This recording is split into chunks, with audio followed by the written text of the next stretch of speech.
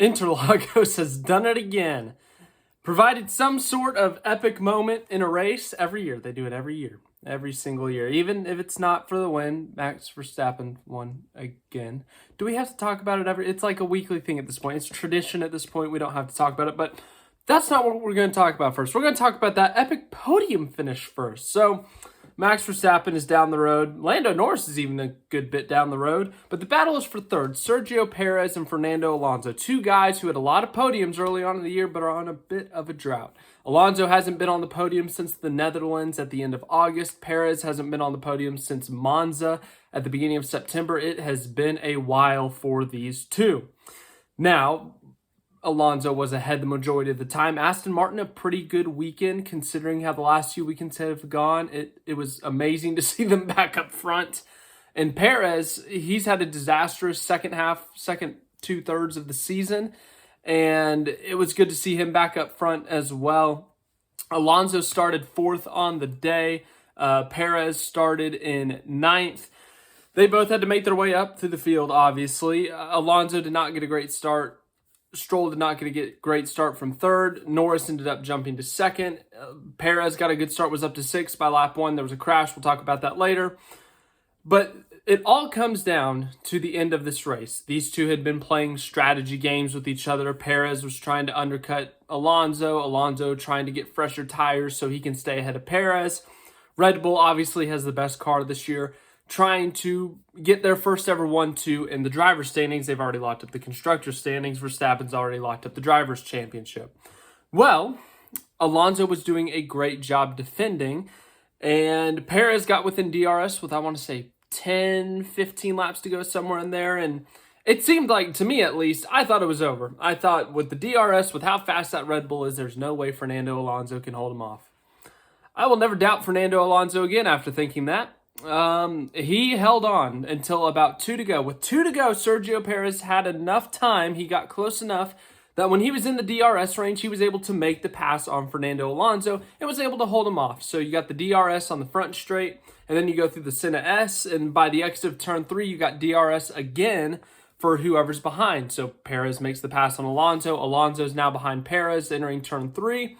Has the DRS, has a pretty good opportunity to come back at him, but unfortunately cannot get him. However, Fernando Alonso was able to stay within DRS of Perez, and going back to the same front straight that they just went the lap before. I guess they went 70 other laps before. Alonso is within DRS, and he is within striking distance heading into turn 1, which forces Perez to defend going into 1, which means he has to kind of cut the corner short. He has to brake a little bit more, meaning Alonso can take the turn a little bit more normally. And because of that, Perez had a bad exit out of the turn. Alonso is behind him, right on his tail. Alonso has DRS and is able to get back by him. And then Alonso, after passing him again in turn 4 because of the DRS at the exit of 3, it seemed like he was going to hold him off. But no. This pit straight is different. We see it a lot of tracks in F1 where you come out of the final corner and the checkered flag is right there, like right out of the turn, like at Coda. It's like pretty quick out of the turn. Silverstone, Japan, it's pretty quick out of the final curve. Interlagos is different. They put their finish line way down the stretch so we can have some iconic drag races, some iconic photo finishes. We saw it a few years ago with Gasly and Hamilton coming to the line. Gasly able to hold off Hamilton. We saw it again today. It came down to the last second, and Fernando Alonso held off Sergio Perez by 0.05 of a second. Beat him by that much. Okay, maybe it was a little bit more, but it was a photo finish. Perez had the DRS, had the slipstream, tried his best to get by him, but just short. So Perez's podiumless streak continues. Unfortunate for him. But Alonso, back on the podium after a terrible few weeks for Aston Martin. Aston Martin as a whole this weekend very fast. We'll talk about Lance Stroll here in a bit, but what a race. Yeah, Max Verstappen ran away from it, but it was your typical Interlagos race where we see a bunch of passing, we see a bunch of things happening at once, 2, 3-stop strategies. And then there was Mercedes. Mercedes is second in the constructors, and they hold on to that for at least another week. They were irrelevant today. I'm going to say it straight up. They were irrelevant. Just like yesterday, they had great starts. Lewis Hamilton was up to third by the start of the race. Looked good, but there was a safety car very quick because Albon, Hülkenberg, and Magnussen all got involved in a crash. Albon hit the wall really hard. Magnussen was out of the race. Albon, there was a couple pieces of debris. A full-blown tire hit the back of Daniel Ricciardo's car. Ricciardo had the rear wing damage, and they had to repair that. Went a lap down because of it, but the red flag also saved them from having to, retire the car. But point being is that, Hamilton, super blistering fast start, was able to go from 5th to 3rd. Russell was able to go up. I think he had a grid penalty, so he went from 8th to 5th or something, I want to say. And it was looking good for him, just like the sprint yesterday. In the sprint yesterday, they started, I think, 5th and 6th. By the end of lap 1, they're 3rd and 4th. They finished 4th and 7th. So they were able to fire off and get really good starts. Great opening lap. But then they just go backwards. The setup's wrong. The degradation's terrible. Maybe both. But Mercedes was awful today. Here's who was faster than them. And George Russell ended up retiring, but this was 60 laps into the race once he fell out of the points. Here are the teams that were faster than Mercedes this weekend. I'm not kidding you. Red Bull, okay, not a shock. Aston Martin and how they performed last month, that's a little bit of a shock. McLaren, their resurgence, it's like, okay, well, maybe it's a 1 week thing. Ferrari, who they're in a tight battle with second in the constructors in. And Alpine. That one, I think, would have shocked people the most. Alpine was genuinely faster than Mercedes today. Lewis Hamilton's in a close battle with Sergio Perez for second place in the driver's standings. That is almost irrelevant now because Perez finishes 4th, so he gets 12 points on the day.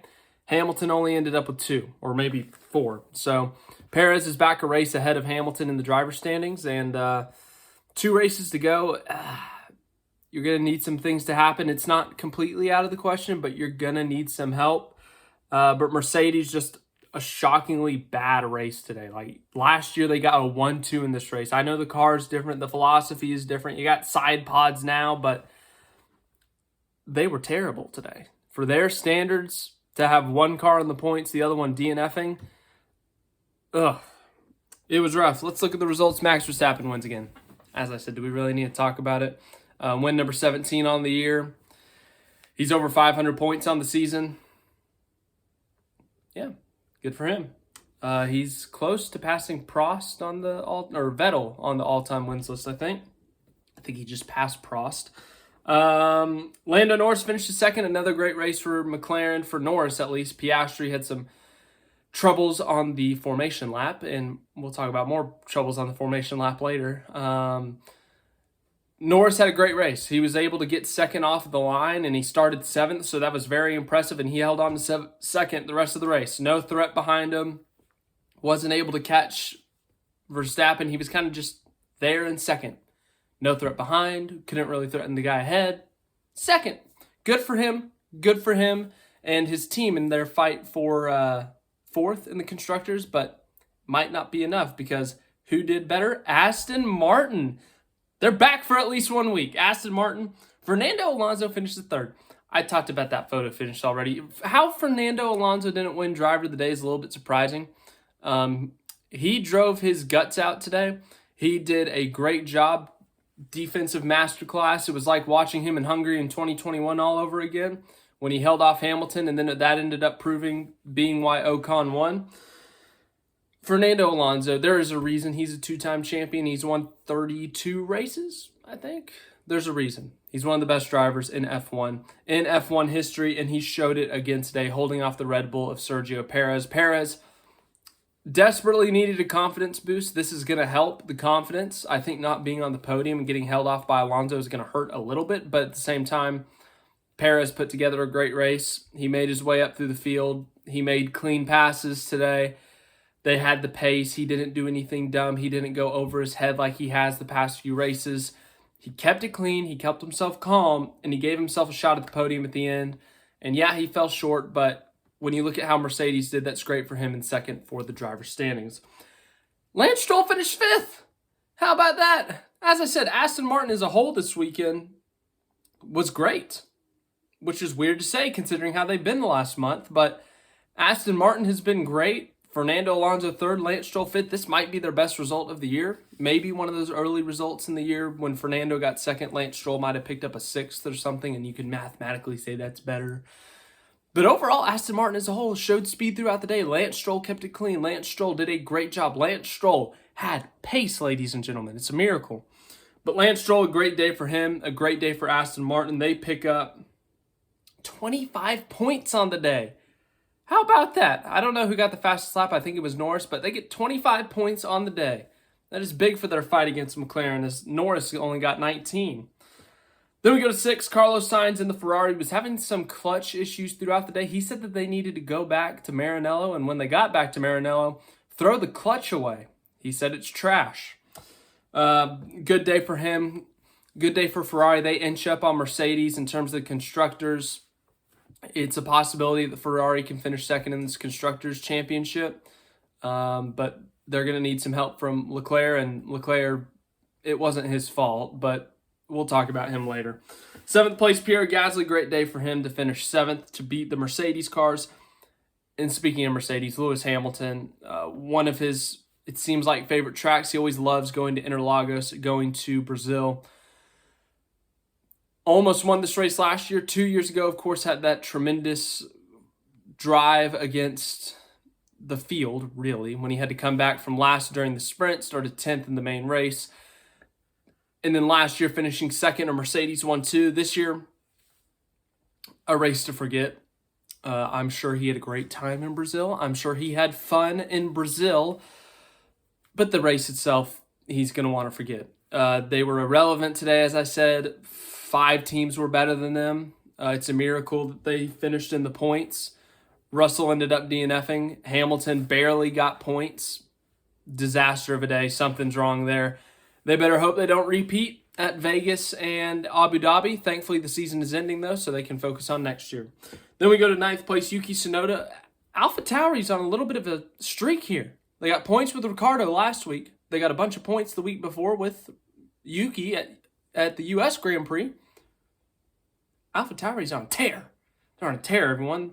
I think, what did Ricciardo get last week? 7th, and then the week before 8th in the fastest lap at Coda. AlphaTauri's hot. Who would have thought it? 10th place, Esteban Ocon. Good race for him. Double points for Alpine. Good for them. I think they're 6th in the Constructors. I think they're pretty safe with that right now, if I had to guess, if I had to relook at the standings. But your non-points finishers, Logan Sargent, just outside of the points, of course, got his debut or his first points at his home race, the U.S. Grand Prix, or one of his home races. He's got another home race coming up. Technically, it's on the other side of the country from his real home, but still the same country. 12th place, Nico Hulkenberg involved in that first lap incident. 13th, Daniel Ricciardo also technically involved. Ricciardo and Piastri both. Piastri in 14th were way, way behind everyone. They had first lap damage. They were pinned a lap down the entire race. They would have needed a safety car. They never got it. They were just driving around. They were test sessioning, I guess. Your DNFs were George Russell, as I said, terrible day for Mercedes. Valtteri Bottas and Zhou Guanyu, both Alfa Romeos had some sort of mechanical problem in the race. Unfortunate for them. And then Charles Leclerc. I think he said it himself. Why is he so unlucky? I don't know why, but on the formation lap, not even the first lap of the race, not lap 7, not lap 33, lap 0, lap -1, lap formation, hydraulics decide to give out, power steering goes away, rears lock up, Leclerc's in the wall, he's done. I don't know what to tell you with that one. I really don't. That is just the crappiest luck for a single race that you can have. I don't know what to tell you. I really don't. Just mind-blowing, heartbreaking for him. He started second. Looked like they were going to have a good race, but quite the opposite. Didn't even get it started. Kevin Magnussen and Alex Albon were on that first lap crash. Hope they're okay. That's your Brazilian Grand Prix recap. This is a long one. The Brazilian Grand Prix recap is always a long one. Last year, we had so much controversy. We had the Hamilton-Verstappen incident, part 223. And then we had the whole Verstappen-Perez controversy with Verstappen not letting him by. The year before, we had the Verstappen incident, number 163. Yeah, Brazil. Give it up for Brazil, everyone. Great race as always. Thanks for watching. We got the NASCAR Championship here in just a couple of hours. I'm going to be watching that. Looking forward to that. And, of course, the next F1 race is in Las Vegas. So, if you haven't seen my track walk, I've done a couple of those. I got a playlist. Go check out the playlist. Thanks for watching, all that stuff. Have a great rest of your day.